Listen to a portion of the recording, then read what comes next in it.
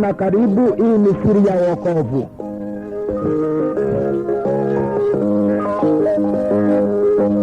Je, una habari ya kwamba Korani inafunua wazi ya kwamba kabla hukumu ifanywe, Yesu ndiye atakayerudi mara ya pili? Tega sikio nikusomee siri ya kwanza inayofunuliwa katika kanda hii. Ndio hii Korani 43:61 inasema hivi: na kwa kweli yeye Nabii Isa ni alama ya kuwa kiama kinaanza kutukaribia. Msikifanyie shaka na mfuateni, hii ndio njia iliyonyoka. Kumbe Yesu ndiye anayerudi muda mfupi kabla ya hukumu ifanyike katika ulimwengu wote mzima. Mungu akubariki sana unapojiandaa sana kumpokea Yesu anaporudi mara ya pili. Bwana aendelee kukulinda.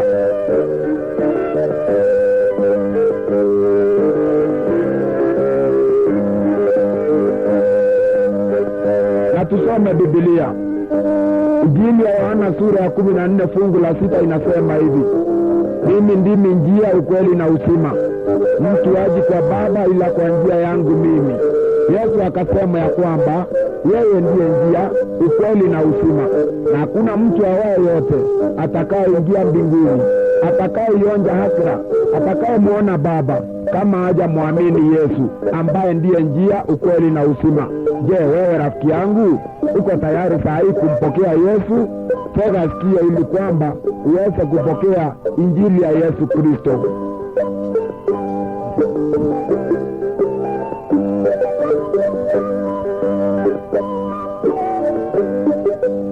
Wakorintho wa pili sura ya 5:10 inasema hivi: kwa maana imetupasa sisi sote kudhihirishwa mbele ya kiti cha hukumu cha Kristo, ili kila mtu apokee mshahara wa mambo aliyoyatenda kwa mwili, kadiri alivyotenda, kwamba ni mema au ni mabaya. Kumbe Yesu ndiye anayekuja kufanya kazi hii yote. Mathayo 25 fungu lake la 31 lafunua na kusema ya kwamba Yesu atakaporudi mara ya pili anakuja atenganishe kondoo upande mmoja na mbuzi upande mmoja. Kondoo ataambiwa ya kwamba njooni ninyi mlioandaliwa ufalme wa Baba yangu. Hao ni wale waliotenda mema. Mbuzi ni wale ambao walifanya vichwa vyao ngumu, wakakataa kumpokea Yesu. Je, wewe utakuwa upande gani? Upande wa mbuzi wataambiwa ondokeni, siwajui. Mathayo sura ya 25 fungu la 31. Soma pia Injili ya Yohana sura ya 7 fungu la 20 mpaka 21. Siku hiyo wengi watakuja na kusema, Bwana, hatukufanya miujiza kwa jina lako? Naye atawaambia, ondokeni, mimi siwajui. Je, wewe utaambiwa ondoka au utaambiwa karibu? Wakati ni huu wa wewe kuamua. Mungu akusaidie. Bwana aendelee kukubariki.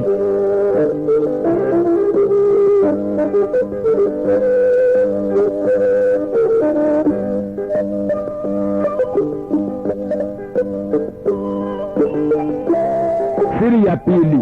Je, una habari ya kwamba mawe inakuja? Tega sikio, siri ya wokovu ikufunulie.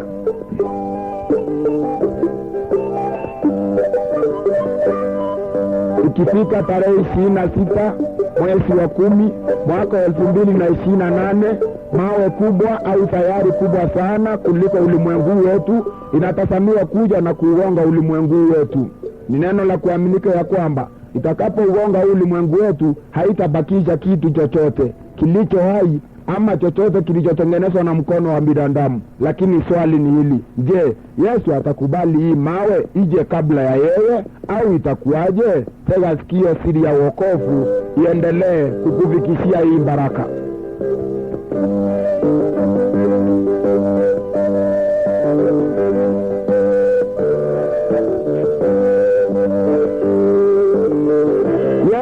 akaangalia nje akasema hivi, nimeenda kuandalia mahali, pakikamilika nitakuja kuwachukua, ili pale ambapo nipo nanyi muwe hapo.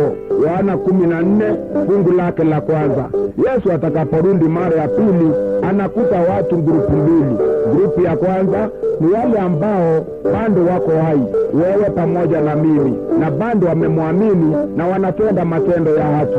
Hao Biblia inasema ya kwamba watabadilishwa mili, wapewe mili ambaye haina magonjwa, haina maumivu, haiwezi kusikia njaa, haina taabu. Hiyo ni kikundi cha kwanza cha wale watakaokuwa hai, ambao ni wewe na mimi. Kikundi cha pili ni wale watakaokuwa wamelala mavumbini wakiwa wamemwamini Yesu Kristo. Kitabu cha Ufunuo wa Yohana sura ya 14 fungu la 13, ambapo panasema ya kwamba afadhali wale wamelala wakiwa wamemwamini Kristo, maana ni kupumzika wamepumzika, na matendo yao yataandamana nao. Kwa sababu walitenda haki, Yesu atawaamusha awatoe katika makaburi, watapewa mili ambayo haiwezi kuharibika tena. Biblia inasema ya kwamba wote pamoja watamlaki Bwana hewani. Wathesalonike wa kwanza 4 fungu la 16. Lakini swali ni hili, je, mawe itakapokuja itafanya nini? Wanasayansi wanatabiri wazi na kusema ya kwamba haitabakisha kitu chochote chenye kiko hai au chochote kinachotengenezwa na binadamu. Sasa swali ni hili, ni nini ambacho kitakachotendeka? Tega sikio, siri ya wokovu ikufunulie haya yote.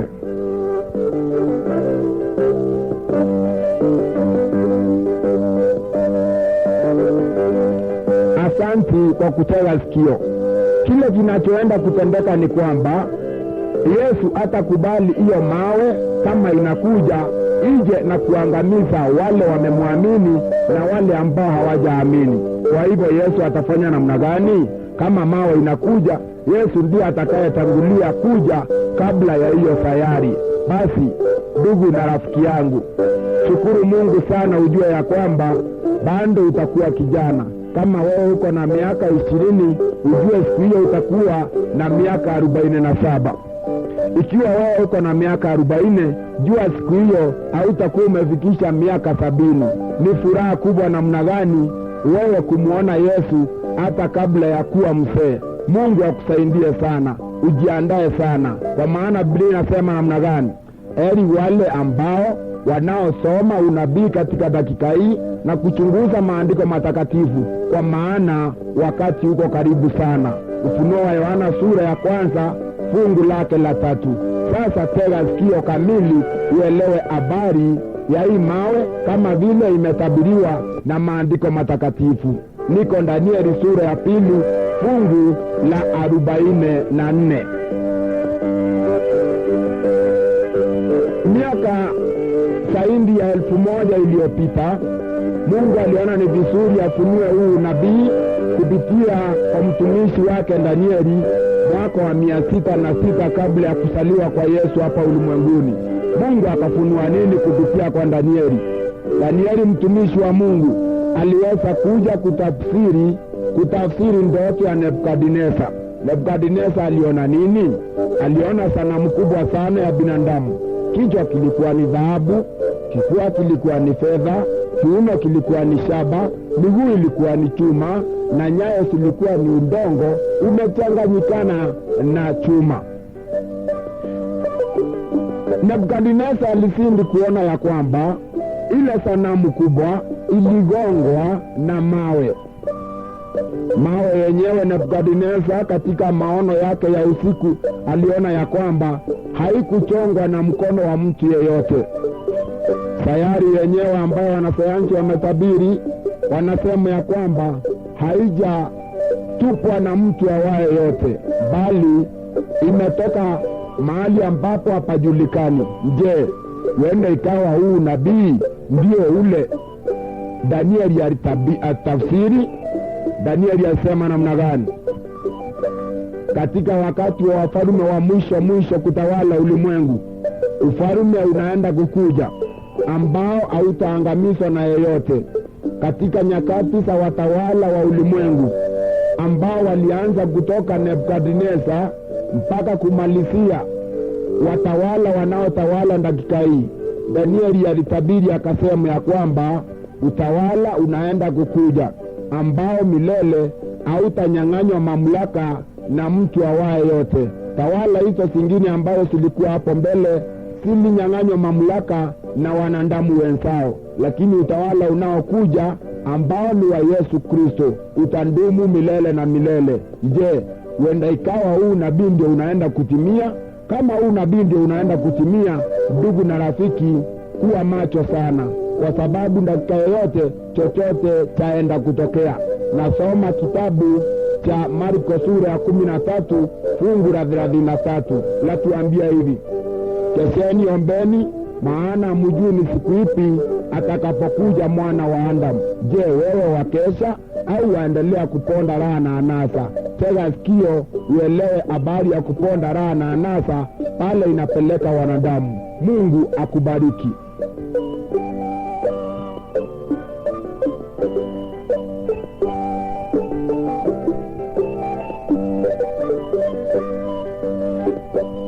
Asanti. Wengi wanasema ya kwamba wanataka kuponda raha na anasa. Wengine wanasema ya kwamba wanataka kukula ulimwengu. Lakini swali ni hili rafiki yangu, ukipewa kazi ya kukula ulimwengu, utaanza kuukula kutoka wapi? Mashariki au kusini? Kaskazini au magharibi? Neno la kuaminika ni kwamba wengi sana wamesema ya kwamba wanakula ulimwengu, lakini wameishia kukuliwa na ulimwengu. Nimeshuhudia mahali ambapo watu zaidi ya 10 tayari wamekuwa vipofu. Walikuwa katika juhudi za kukula ulimwengu, wakakunywa kileo ambacho baadaye kiliwafanya wao kuwa vipofu. Kumbe ulimwengu ndio unakula watu badala watu wakula ulimwengu. Nimepokea kisa kingine mahali ambapo watu walienda kuburundika, wakasema ya kwamba wanakula ulimwengu. Watu 17 walikunywa pombe haramu, wakapoteza maisha yao. Je, ni kukula wanakula ulimwengu au ulimwengu ni kuwakula unawakula? Nishashuhudia kisa mahali ambapo mtu mmoja alijiami na shilingi 500, akasema ya kwamba atahakikisha atakufa peke yake, lakini ajabu ni kwamba yeye alikufa hata kabla ya wale ambao alifikiria ya kwamba watakufa pamoja na yeye. Je, ni kukula alikula ulimwengu au ni ulimwengu ulimkula? Kwa kifupi, tunafunuliwa wazi ya kwamba ulimwengu sisi hatuwezi kuukula, bali ulimwengu ni kutukula, unaweza kutukula. Mfano ambao naenda kukupatia katika dakika hii ni huu. Tega sikio.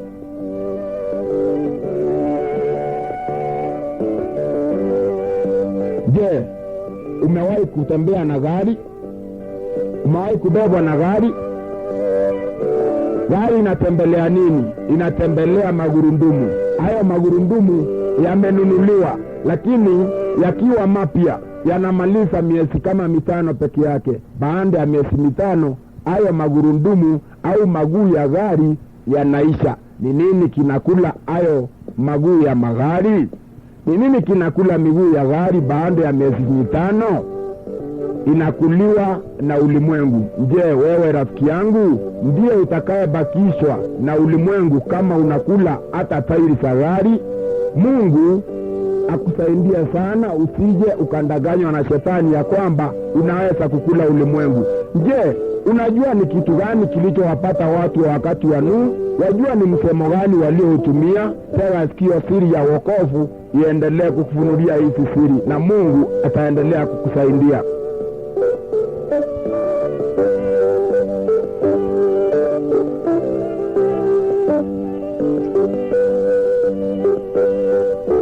Niko kitabu cha Luka sura ya 17 fungu lake la 26, naye inasema hivi: kama vile ilivyokuwa wakati wa Nuhu, ndivyo itakavyokuwa na siku za kuja kwake mwana wa Adamu. Luka 17 inasema ya kwamba vile tu ilivyokuwa wakati wa Nuhu, ndivyo itakavyokuwa muda mfupi kabla ya Yesu kurudi. Je, ni nini kilichokuwako wakati wa Nuhu? Walikuwa wakila na wakinywa, walikuwa wakioa na kuolewa, mpaka siku ile Nuhu alioingia katika safina, gharika ikashuka ikawaangamiza wote. Vile vile ndivyo itakavyokuwa na siku ya kuja kwake mwana wa Adamu. Tega sikio sasa, ujue ni nini kilichokuwa kinafanyika wakati wa Nuhu. Biblia inasema ya kwamba walikuwa wakila na wakinywa, walikuwa wakioa na kuolewa. Je, kuoa ni mbaya? Kuolewa ni mbaya? Mbona Mungu akakasirika baada ya hawa watu kula na kunywa, kuoa na kuolewa? Tega sikio, ubarikiwe katika siri ya wokovu.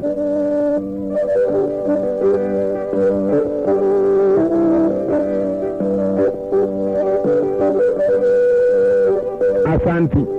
Harusi ya kwanza ni Mwenyezi Mungu aliyeshikanisha. Pasta aliyeshikanisha harusi ya kwanza ni Pasta Mungu, yaani Mwenyezi Mungu. Lakini ilitokea namna gani? Mungu aliwashikanisha watu wawili, bibi na bwana.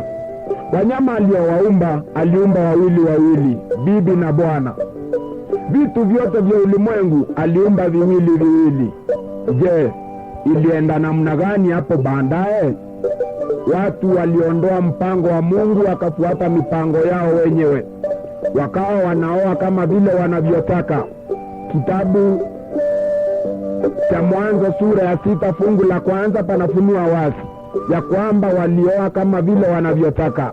Je, siku ya leo watu wanaoa kama vile wanavyotaka? Hii inaitwa marriage spree, mahali ambapo unakuta ya kwamba mtu anaweza kuoa kwa siku moja hata mara 5. Je, Mungu anapoona katika ulimwengu wetu matendo yanayotendeka sasa na visa vinavyotokea vya uasherati ambao umeruka mipaka, mpaka majina ambayo hatuyajui yametokea sasa, kama vile lesbianism, homosexuals na wale wengine ambao unawaelewa. Je, Mungu anapopokea hayo yote katika ulimwengu wetu anasema namna gani? Anapitisha hukumu ya namna gani? Luka 17:26 Yesu akasema, kama vile ilivyokuwa wakati wa Nuhu, ndivyo itakavyokuwa na siku za kuja kwake Mwana wa Adamu. Je, wewe umenaswa katika huo mtego? Kama umenaswa, na kuomba sana ujifungue mapema katika umunda wa rehema ambao Mungu amekupatia. Neno la kuaminika ni kwamba angependa ujitoe pale. Na habari ya kula nayo ilikuwa namna gani? Tega sikio, siri ya wokovu ikufunulie.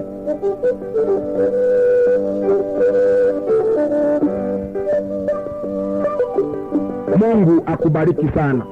Kwa upande wa kula na kunywa, naye walikula wakaruka mipaka. Je, una habari ya kwamba nchi ya Zaire watu sasa hawakuli nyama za ng'ombe, wanakula nyama za tumbili na nyani pamoja na nyama za nyoka?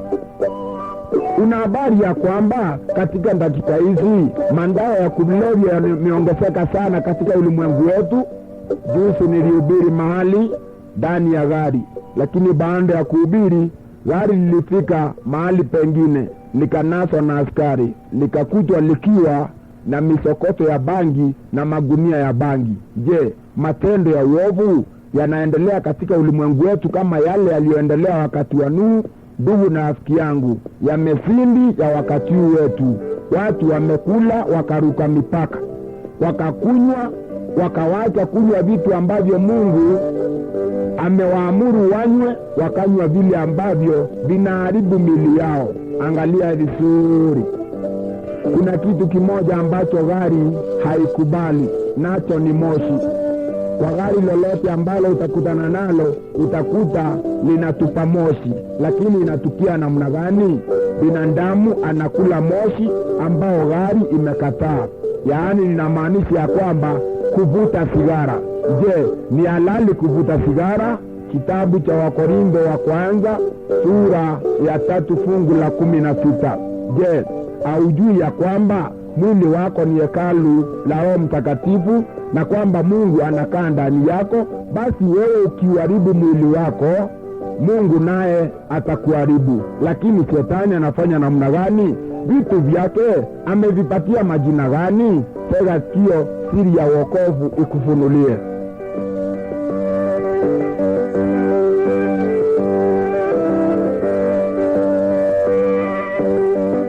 Asanti. Shetani akiona bindi nyingi sana watu wapende vitu zake, Amesipatia majina mazuri mazuri ili kwamba watu wasitamani. Pombe aina ya Pilisina inaitwa bia imara kama simba. Kwa kweli watu wengi sana wanapenda kuwa imara kama simba, lakini swali ni hili: ukikunywa hiyo pombe unakuwa imara kama simba au unakuwa dhaifu na hafifu kama kinyonga? Jawabu jipatie wewe mwenyewe. Naye Tusker inaitwa namna gani? Inaitwa ndofu, yachorwa ndofu. Hivi ni kumaanisha ya kwamba ukinywa Tusker utakuwa na nguvu kama ndofu. Lakini swali ni hili: kwa wale ambao wanatumia pombe ya Tusker, ni wangapi umewakuta wakiwa na nguvu kama ndofu? Je, kuwa na nguvu kama ndofu ni kulala kwa mtaro? Jijibu wewe mwenyewe, kwa maana ninaamini ya kwamba unampenda Mwenyezi Mungu na unajali hata mwili wako. Nazo sigara zinapewa majina gani? Champion. Je, ukivuta sigara miaka 10 utakuwa champion au utangojeka ugonjwa wa mapafu? Je, mtu yeyote aliye na ugonjwa wa mapafu, huyo ni shujaa, huyo ni champion, ama ni mtu ambaye ni dhaifu, hawezi kutegemewa? Bila shaka haya yote yanatufunulia ya kwamba shetani ni mjanja na ni mwerefu. Basi Biblia nayo inasema namna gani kuhusu shetani? Mathayo 24 fungu la 4. Yesu akanjibu akasema, angalieni sana mtu awaye yote asiye akawandanganya. Usije ukandanganywa ya kwamba sportsman ni sawa asa. La, sportsman sio sawa asa. Sportsman ni sumu kwa mwili wako. Umeandikiwa hapo kando ukaambiwa uvutaji wa sigara utaharibu mwili wako. Je, wewe utapenda kuharibu mwili wako ambao ni hekalu la Roho Mtakatifu? Mungu akusaidie sana kuamua mapema siri ya wokovu inapokufunulia haya yote, ili wewe uchukue hatua ya dharura. Turuke tuende tukajifunze unabii wa wakati wa mwisho, na Mungu atakubariki. Tega sikio.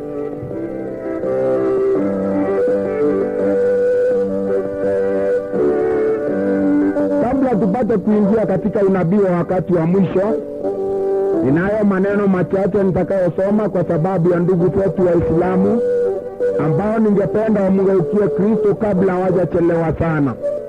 Korani sura ya 3 inaitwa Ali Imran, aya ya 49 inasema hivi: na atamfanya mtume kwa wana wa Israeli kuwaambia, nimekujieni kwa hoja katika Mola wenu, na kwamba nakuumbieni katika udongo kama sura ya ndege, kisha nampuliza mara anakuwa ndege kwa idhini ya Mwenyezi Mungu, na ninawaponesha vipofu na wenye mabalanga, na ninawafufua baadhi ya waliokufa.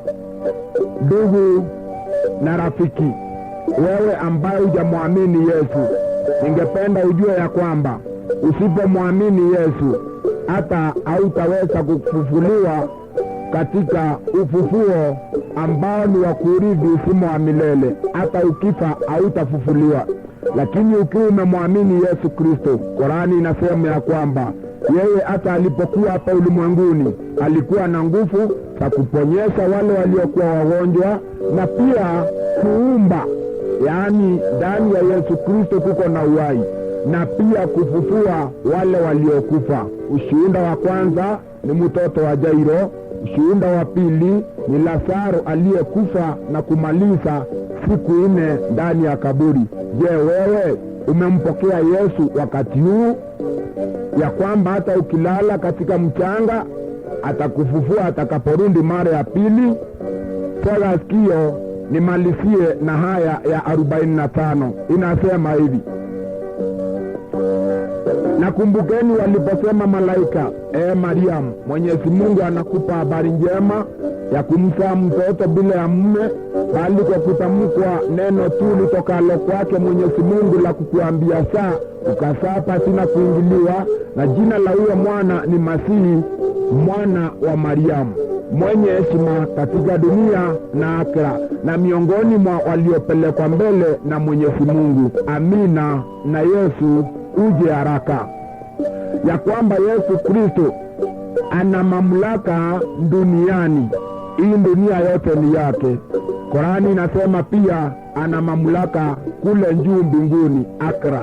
Je, wewe umemwamini huyu Yesu au bado unasitasita katika mabwana wawili? Muda na wakati ni huu wa wewe kumpokea Yesu. Yohana 3:16. Tega sikio.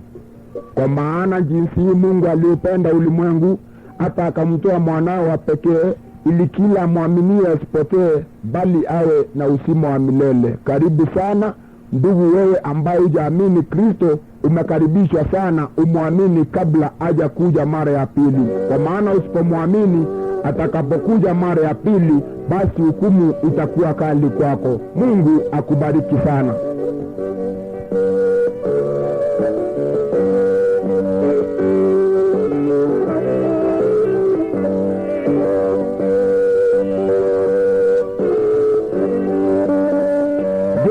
Una habari ya kwamba alama ya namba 666 ni alama ya Shetani?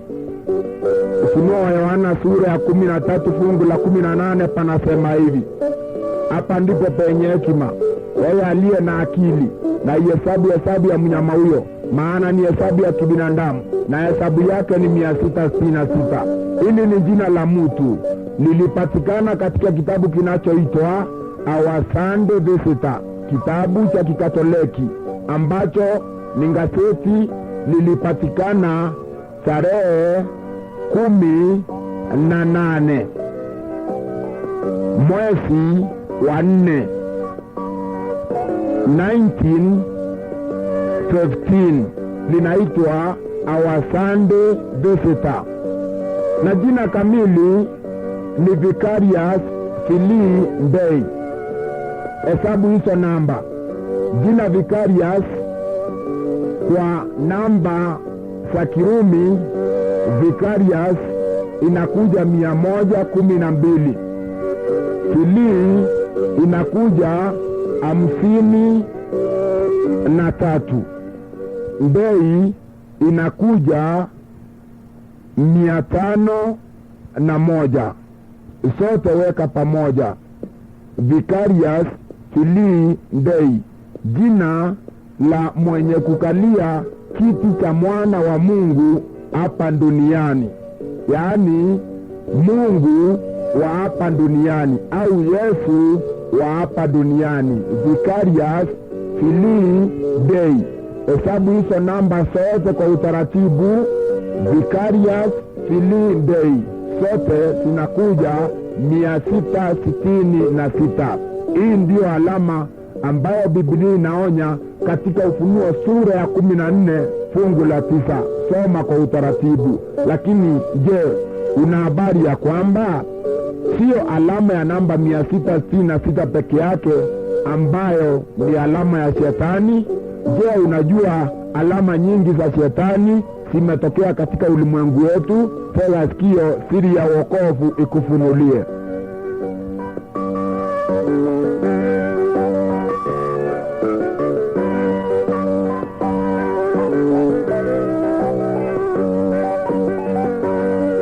Gazeti la Nation la Jumatano tarehe 18 mwezi wa 8 mwaka 1999 lilisema ya kwamba ishara ingine kubwa inayotumiwa na Shetani ni ishara ya jicho. Lakini je, una habari ya kwamba hii ishara ya jicho inatumiwa na mkubwa fulani wa dini ambaye anaheshimiwa katika ulimwengu mzima? Ni mkubwa wa dini na pia ni mkubwa wa nchi ya eka 110. Tafuta gazeti la Taifa Leo la mwezi wa 6 tarehe 14 mwaka huo ambao nimetaja.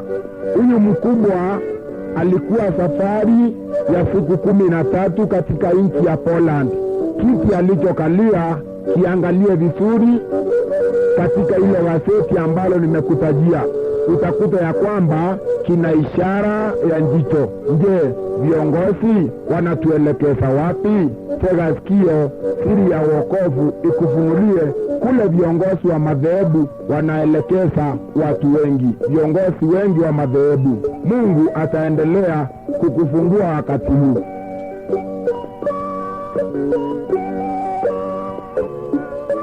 Wakati mmoja Yesu alisema hivi: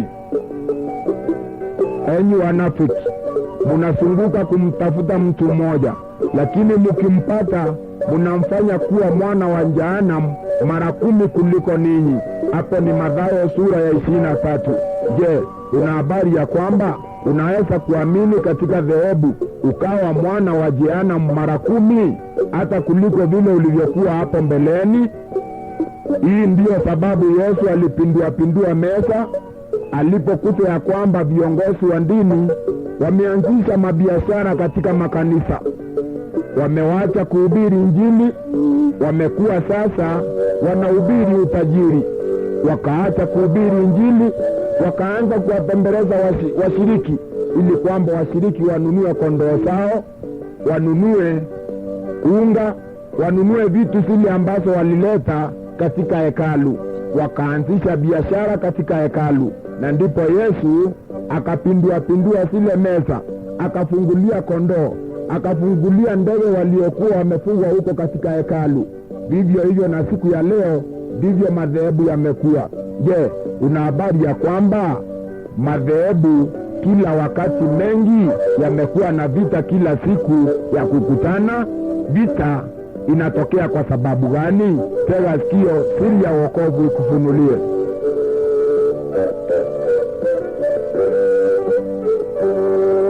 Asanti. Vita ya kwanza inapatikana katika madhehebu kwa sababu ya tamaa ya pesa. Kitabu cha waraka wa pili wa Timotheo sura ya 3 fungu la 1, Paulo alionyesha ya kwamba nyakati za mwisho watu watapenda pesa sana. Vita ya pili katika madhehebu inapatikana kwa sababu ya mamlaka. Vita ya 3 inapatikana ndani ya madhehebu kwa sababu ya watu kutamani vyeo. Je, tunaelekezwa wapi? Huu ni wakati tumwabudu Mungu wa haki na wa kweli. Tuache kuabudu fedha, tuache kuabudu mamlaka, tumtegemee Mungu. Tuhubiri Injili ya kweli, tufunue ukweli kamili. Mungu aendelee kukulinda. Geuka upande mwingine ili siri zaidi siendelee kufunuliwa katika kanda hii, na wewe utaendelea kubarikiwa. Naamini ya kwamba umepiga hatua. Bwana akulinde. Mungu akuongoze zaidi katika maisha yako ya kila siku. Aendelee kukupa nguvu na ujuzi, aendelee kukupatia hekima ya kuelewa ili neno, kwa maana sio wengi wamejaliwa kupata hii hekima. Wewe ambaye umejaliwa kuwa na hii kanda, tega sikio sana, na Mungu aendelee kukusaidia unapofanya uamuzi. Bwana akulinde na akubariki. Amina.